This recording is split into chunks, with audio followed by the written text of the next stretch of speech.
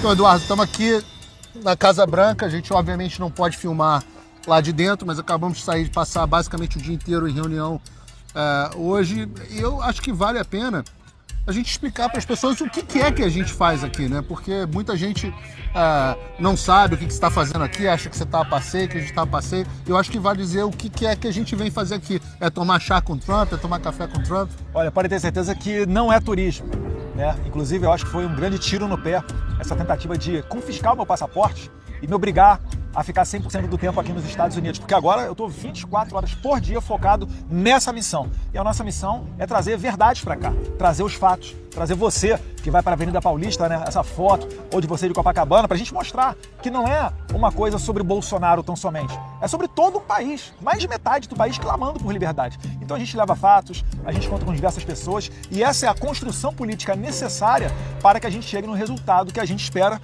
né, que é realmente botar um freio nas pessoas que há muito tempo estão rasgando a Constituição e não tem qualquer tipo de limite, né? Responsabilizar. Eu acho que muitas vezes as pessoas ficam perguntando, mas cadê? Vocês se reúnem aí, mas e aí, cadê as sanções? Só ouço falar, não sei o quê.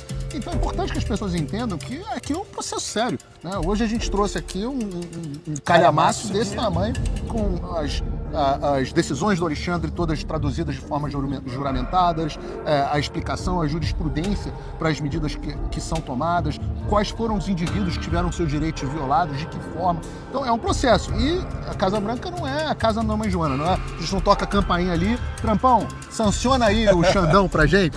É um processo. Então, você tem que conversar com o Conselho de Segurança Nacional, você tem que conversar com o DPC, né, Domestic Policy Council, você tem que conversar com o Departamento de Estado, você tem que conversar com o Departamento de Tesouro, você tem que conversar com gente o White House Counsel's Office, né, como uma espécie de advocacia da Casa Branca. Você tem que conversar com cada um dos agentes aqui para tentar explicar a eles o que está acontecendo. E eu acho que você pode dizer o que as pessoas, quando a gente conta o que está acontecendo no Brasil, o que elas encontram.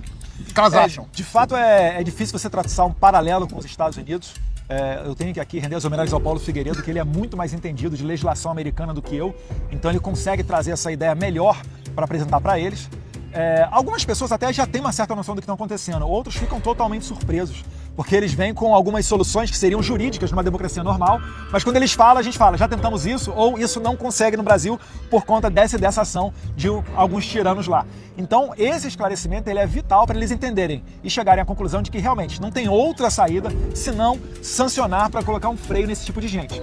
Eu estou falando aqui de sancionar pessoas, não de sancionar o país. O nosso objetivo aqui não é aumentar as tarifas comerciais para que produtos sejam encarecidos no Brasil. Isso, inclusive, é uma política socialista. Hoje a gente estava aqui na Casa Branca, enquanto nós estávamos tendo reunião, o Trump estava anunciando tarifas para o Brasil e a gente estava discutindo quanto que seria benéfico se o Brasil tivesse uma boa relação, como tinha na época do governo do seu pai, como isso poderia ter sido evitado, como aliás seu pai evitou no caso do aço. No caso do aço, né, o Trump, no primeiro mandato dele, acabou colocando tarifas no aço que vinha do mundo inteiro para os Estados Unidos, exceto o Brasil. Porque o presidente Bolsonaro fez interlocução, abriu um diálogo e conseguiu conversar com o presidente Trump, coisa que não ocorre hoje, porque o Lula ele tem sido visceral contra o Trump. O Trump fala uma coisa e o Lula vai a público para falar outra. Além do mais, todas as políticas aqui da administração Trump, ele faz questão de se colocar do lado oposto. Posso citar vários exemplos. Eu começo falando aqui do fim do padrão dólar, acabar com o uso do dólar americano nas transações internacionais. Mas tem vários outros. Mais Irã, pro-China, Venezuela, enfim, dá para passar o dia inteiro aqui. Mas resgatando o ponto que você estava falando, é que a gente não quer tarifa para o Brasil, a gente não quer sanção para o Brasil. A gente quer sanção para responsabilizar algo que já existe dentro da legislação americana. Isso é importante dizer. Alexandre de Moraes violou a legislação dos Estados Unidos quando ele se esquiva de seguir os tratados internacionais entre o Brasil e os Estados Unidos para ir atrás de companhias e indivíduos dentro dos Estados Unidos. Ele violou as leis internacionais de direitos humanos, ele violou, inclusive, o que se entende aqui nos Estados Unidos como cometeu práticas de corrupção. E o que a gente faz aqui são simplesmente trazer os fatos. E quando a gente traz os fatos, tem um misto disso que você estava falando, né, Eduardo? Das pessoas não entenderem a gravidade do que está acontecendo, ficarem surpresas, digamos assim, mas, por outro lado, eles também entendem um certo paralelo, né? Porque eles veem o que aconteceu com Donald Trump, eles veem a forma como os juízes aqui nos Estados Unidos está muito em discussão, né? Os juízes, a gente falou muito disso aqui, sim, como os juízes estão invadindo as prerrogativas do Poder Executivo, sendo usadas para parar a vontade do eleitor, né? E muitas outras questões. Então pode ter certeza que a gente segue aqui trabalhando, pensando no melhor para o povo brasileiro. Aqui ninguém está turistando ou passeando não, tá? Vão ter muitas outras vindas ainda, pessoal. Saibam que esse é um processo, a gente tem que ter a expectativa no lugar.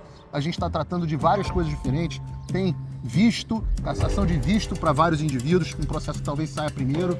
Tem o processo das sanções financeiras específicas na figura do Alexandre, mas com sanções secundárias para outras pessoas, talvez certos procuradores, talvez certos, talvez sobe até para político. Então, delegados, etc, por aí vai. Inclusive parece que tem juiz auxiliar que está saindo aí da posição, mas não vai escapar não.